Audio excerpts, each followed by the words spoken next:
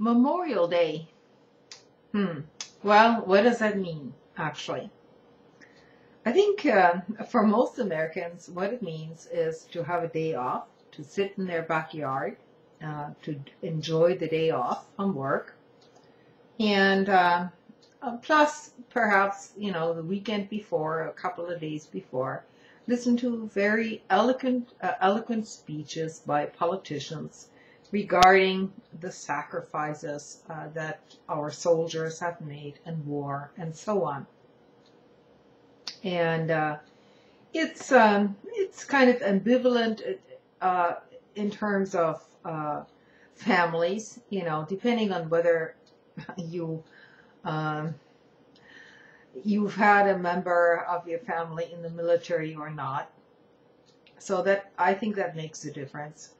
Or whether you're just, somebody on the outside of the whole thing, and just not really thinking about it that much, and just doing your little backyard barbecue and all that, and then you hear the eloquent, like I said, the eloquent speeches by the politicians lamenting the dead who have died in war.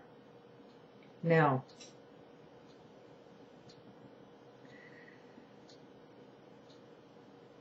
many people speak about this in abstract, totally abstract terms.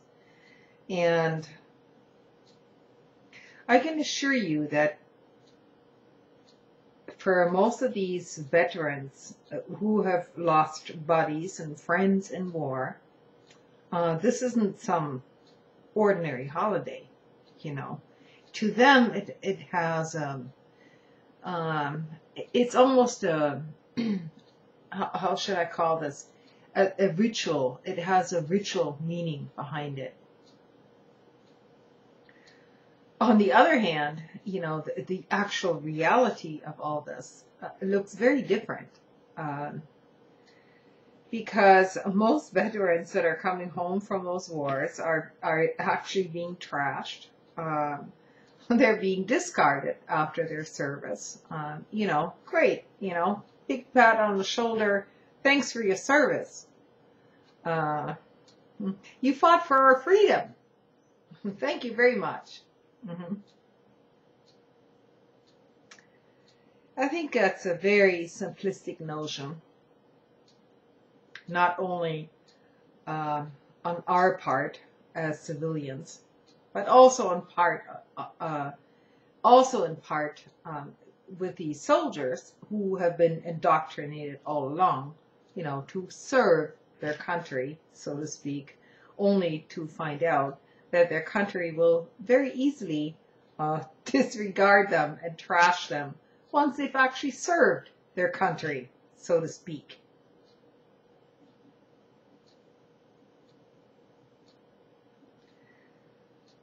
Everyone should read several things from the perspective of soldiers in actual combat or in very dangerous situations, to even understand, what is going on in terms of their own psychology, in terms of their connection with their buddies, the bonds that are formed, why they're formed.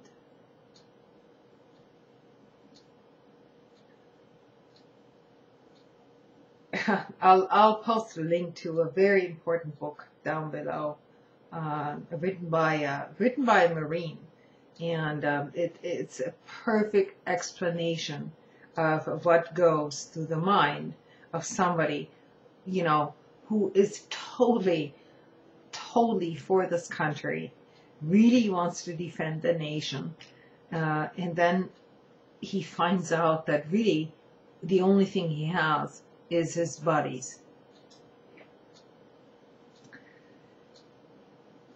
Now, to turn this whole thing around,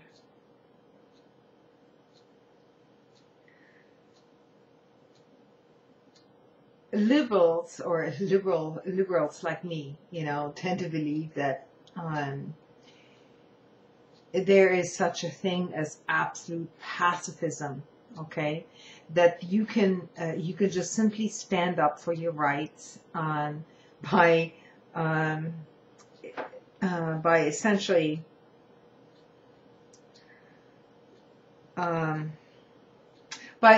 giving them up, and by essentially sitting down and saying, look, we're being clobbered on. Let the authorities beat our heads in, and as long as it's shown on the news, which of course it no longer is, then we're going to win this moral argument. Now I'm totally for anti-violence. I don't think anything can be solved by violence per se, but you have to understand in a historical sense that civil disobedience alone, without the threat of violence in the background, chaos, anarchy, whatever you want to call it, would not have worked.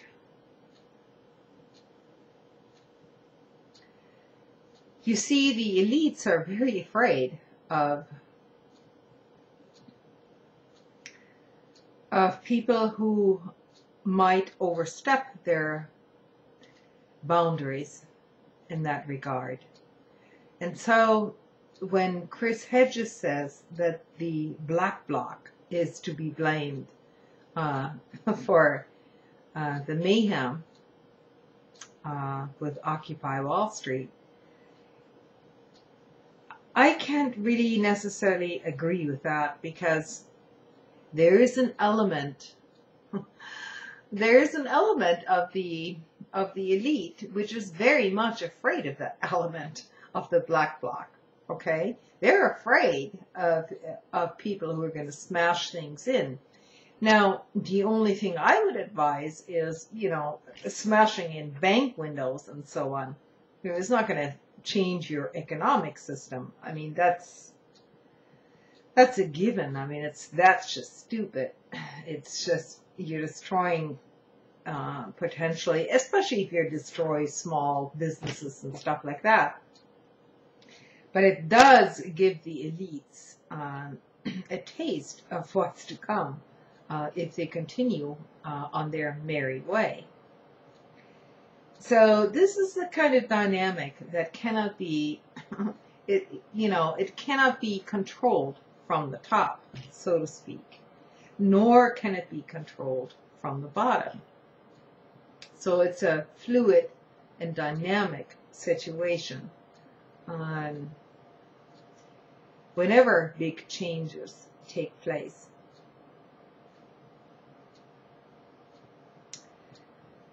Now, in terms of this Memorial Day celebration, I mean, how many Memorial Days do we have to celebrate in order to celebrate the dead? Okay, we do this every year. We've been doing this every year, and nothing is changing. Nothing's changing.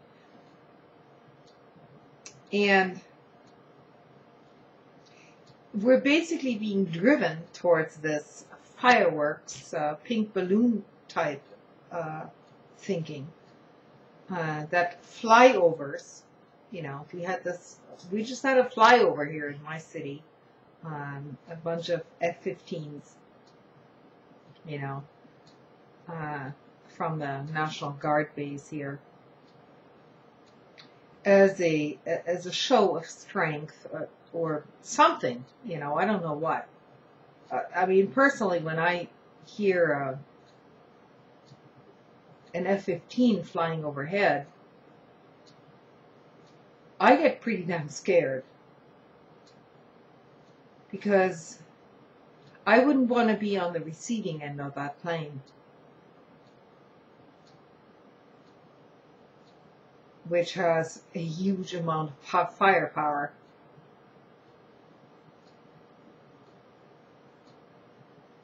And on the other hand, you know, in my personal life, I've also talked with an F-15 pilot, National Guard. He was in the Navy before. And it's not as if these people are bad people, you know. They don't want to bomb anybody.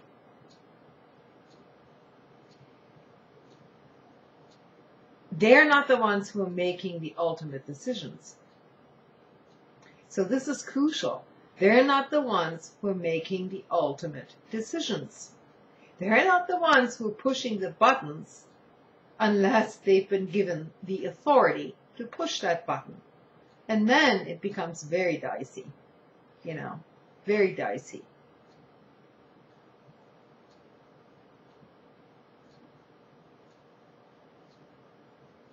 I mean, imagine yourself as a, you know, as somebody that loves to fly planes, right? So you go into the military just to fly because it's just a great thing to do, you know. So that's gonna be your career path or whatever. And because the education for pilots is so fucking expensive, that's the career path you took. So you're realizing your dream, but on the other hand, you know, you have to make compromises because you're going to have to work within the military, and within that military, you don't have, you know, even if you were a civilian, you wouldn't have that kind of control. You're not going to be the one who's pushing that button, you know. You are. Ultimately, you're being told what to do. And you have to be willing to accept that, how should I say, you have to be willing to accept that, that trust in a higher authority that makes that decision for you. Now, I can't imagine an F-15 pilot not having huge qualms about shooting down a civilian airliner. Okay? I mean, that's pretty big.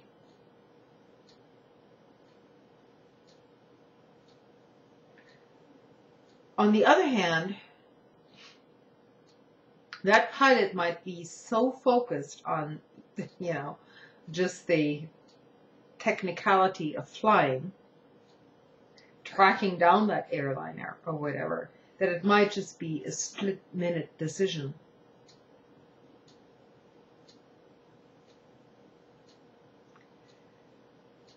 So the pilots of these planes are not to be blamed. It is the leadership, you know, both military and civilian, I might add, that is responsible for all this.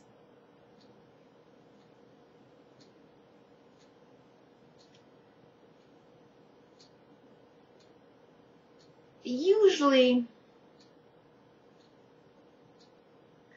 when I come across just ordinary military guys, you know, they don't even have a big political agenda about anything, you know.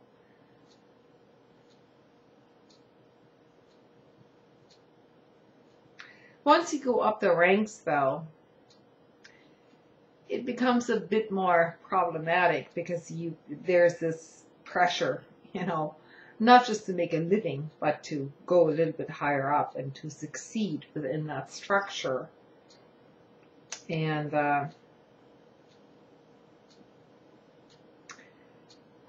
there is, there comes a point where you have to make pretty difficult decisions in terms of your own beliefs, your own moral framework, and very, very few people, even if they have a very solid moral framework, will go against any kind of authority.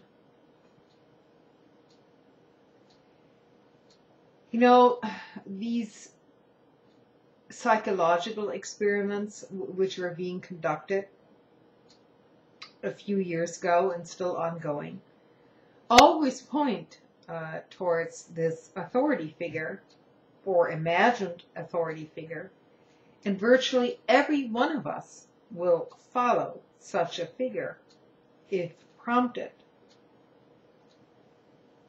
to do so. Some of us will go quite far. Some of us will not go so far as to just, enact totally unreasonable bullshit. But most of us will go very far down that road. Very far. Very far.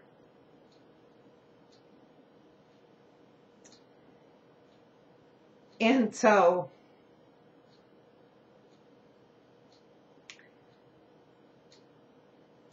it's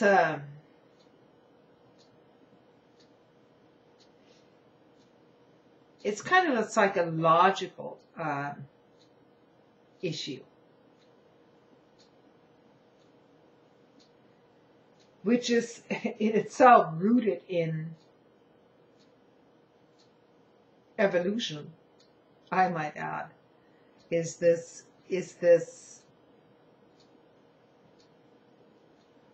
mechanism which allows us to defer to a perceived authority in order to I don't know what, and I really don't know what, it makes no sense to me.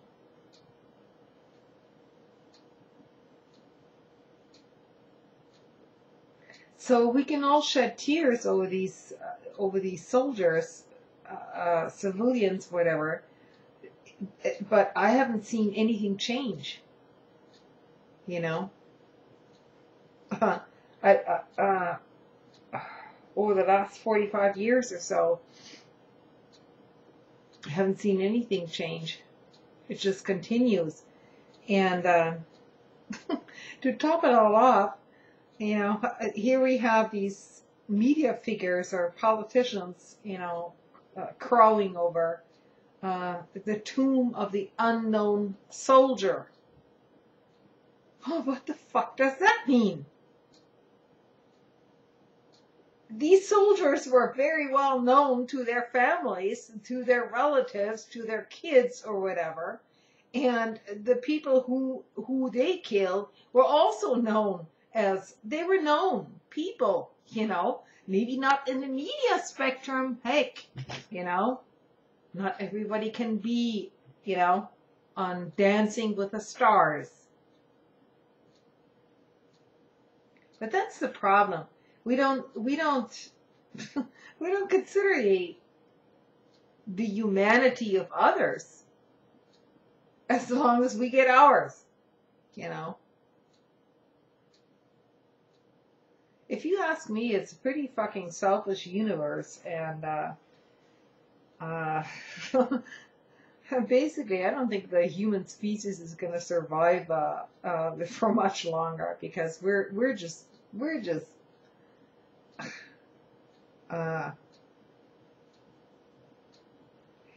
we are unintelligent design. That's what we are.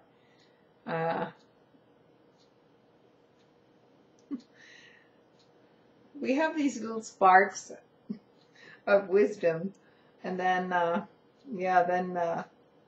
then we fuck it all up. So